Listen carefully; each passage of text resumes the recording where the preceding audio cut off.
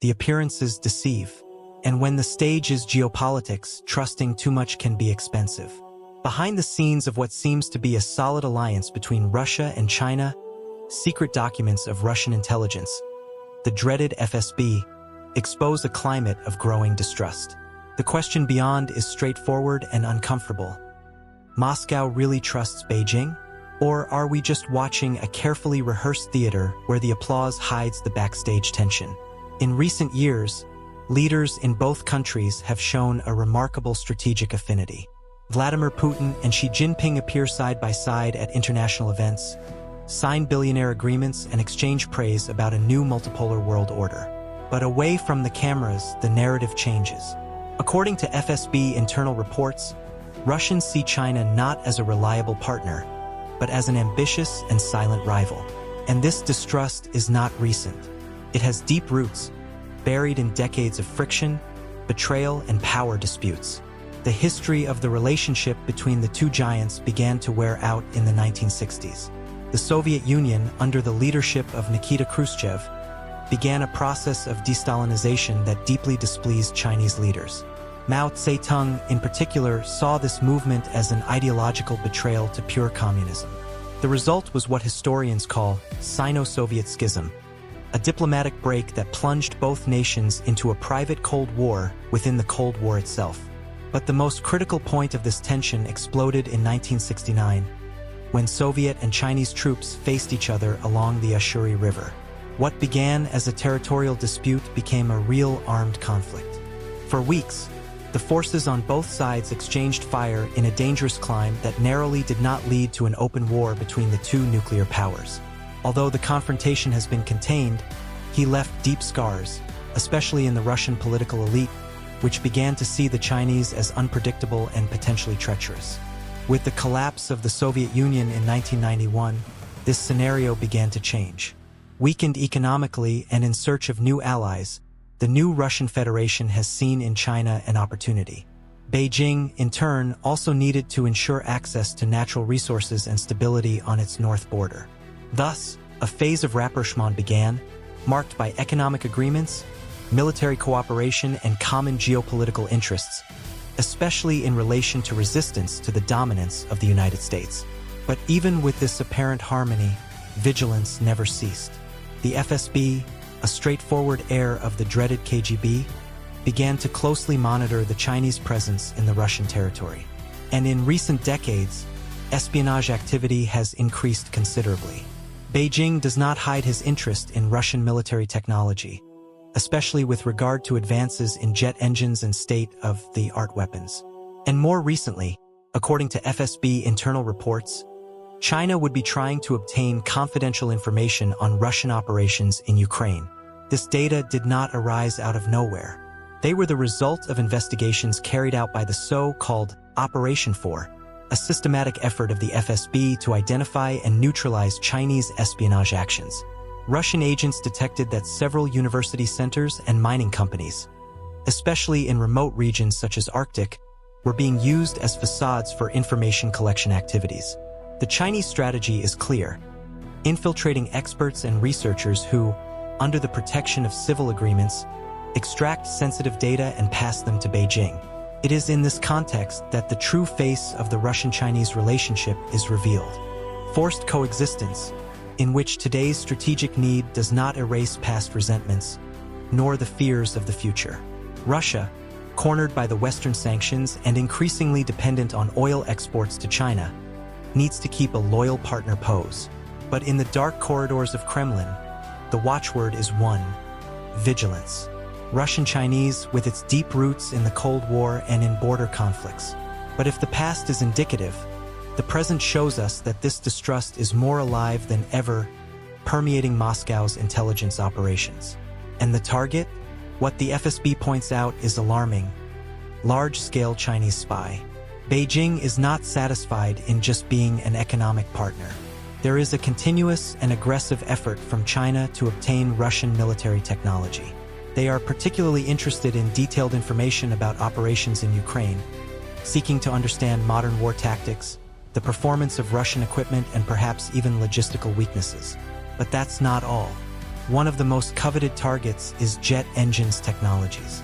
China, despite its advances, still faces challenges in the development of cutting-edge jet engines, essential for its military and civil aviation. Russia, on the other hand, has a long history and expertise in this field.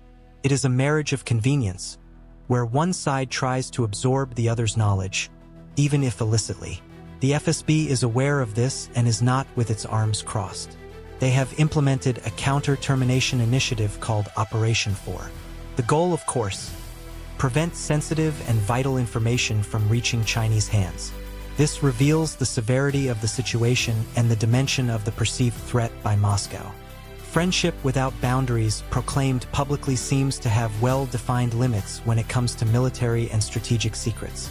And how does this espionage happen? The methods are varied and often disguised. Russian intelligence has detected Chinese spies use complex Chinese facades for their activities. Mining companies, for example, serve as disguises for Arctic operations, a region of growing geopolitical and resourceful importance.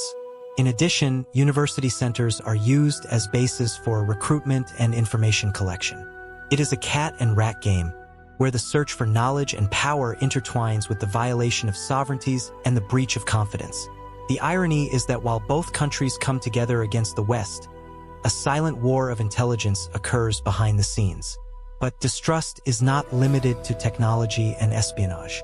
There is a deeper and more historically sensitive question: territorial interests. Chinese nationalists on various platforms openly question the 19th century, such as Agan Treaty and the Beijing Convention.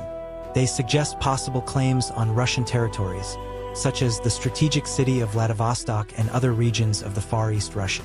Although the Chinese government officially does not endure these claims, the existence of these questions and the fact that they are tolerated in certain nationalist circles lights a red alert in Moscow. This is a historic wound that Russia does not forget, and the memory of the 1969 border disputes still echoes. We have seen that the story between Russia and China is a tangle of distrust and rivalry, with espionage and territorial disputes still being ghosts of the past that haunts the present.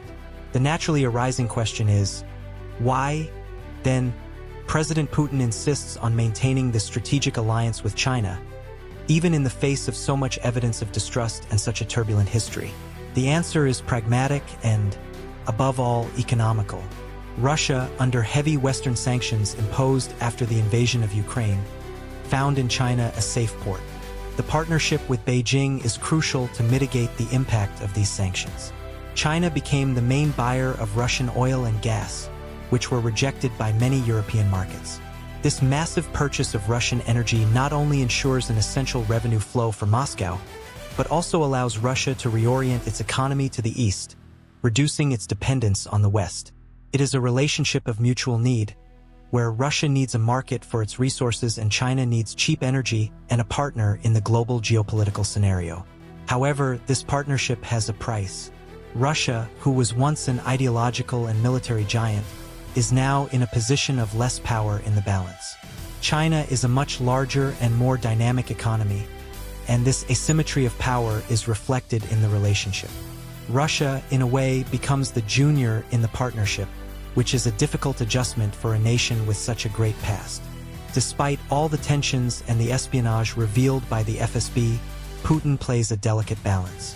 He understands that the partnership with China, despite distrust, is fundamental to its geopolitical goals and Russia's economic survival in an increasingly polarized world. It is an alliance forced by circumstances, a union of convenience against a common enemy perceived, Western hegemony led by the United States. This alliance allows both countries to challenge the existing international order and seek a multipolar world. But don't deceive yourself. This Russian-Chinese relationship is one of the most complex and ambiguous of the international scene. It is a necessary alliance, yes, but it is permeated by distrust and historical rivalries that have never completely disappeared. The future of this partnership will depend on how these two giants will be able to manage their divergent ambitions and mutual suspicions. To what extent will the need prevail over rivalry? And what will happen if the interests of one start to collide directly with those of the other? Answers to these questions will shape not only the future of Russia and China, but also the dynamics of global power in the coming decades. Friendship without boundaries is actually a cold and strategic calculation, where each side observes the other with an eye on partnership and the other in the potential threat. And this is the true face of the relationship between Russia and China. What do you think? Will this alliance resist internal and external pressures? Leave your comments below and we will continue this discussion.